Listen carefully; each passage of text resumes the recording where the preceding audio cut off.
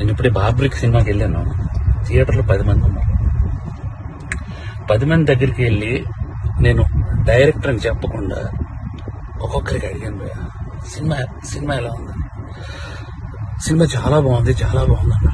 నిజం చెప్పండి భయ్య, నేను డైరెక్టర్ని అని అంటే, సార్ డైరెక్టరా మీరు అని హక్ చేసుకుని సినిమా చాలా బాగుంది సార్ అని అంటే నాకు కళ్ళలో నీళ్ళు ఆగలేదు.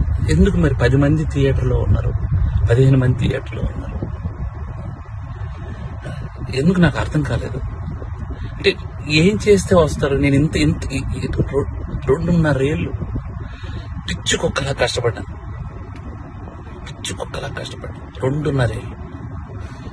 మీకు కూడా చెప్పాలి, నేను నిన్న సాటర్డే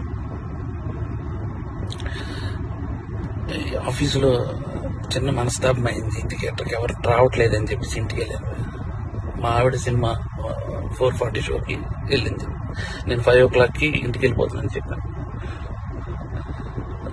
నువ్వు సినిమా చూసిరా, నేను ఇంటికి వెళ్తున్నాను అన్నాను భయ్య. మా ఆవిడ పరిగెత్తుకొని వచ్చేసింది భయ్య. నాకు అప్పుడు అనిపించిపోయింది, నేను ఎక్కడ మనస్తాపాలు చెంది ఆత్మహత్య చేసుకుంటారేమో అని వచ్చేసింది భయ్య.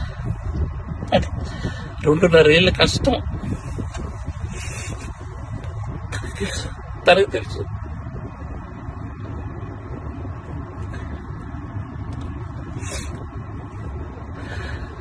మలయాళం కంటెంట్లు, మంచి కంటెంట్లు చూస్తారు థియేటర్లో అని చెప్పి చేశాను భయ్య. నేను కాన్ఫిడెన్స్ తో ఒక మాట అన్నాను భయ్య జనాలందరికీ, సినిమా కానీ మీకు నచ్చకపోతే నా చెప్తే నేను కొట్టుకుంటా అన్నా.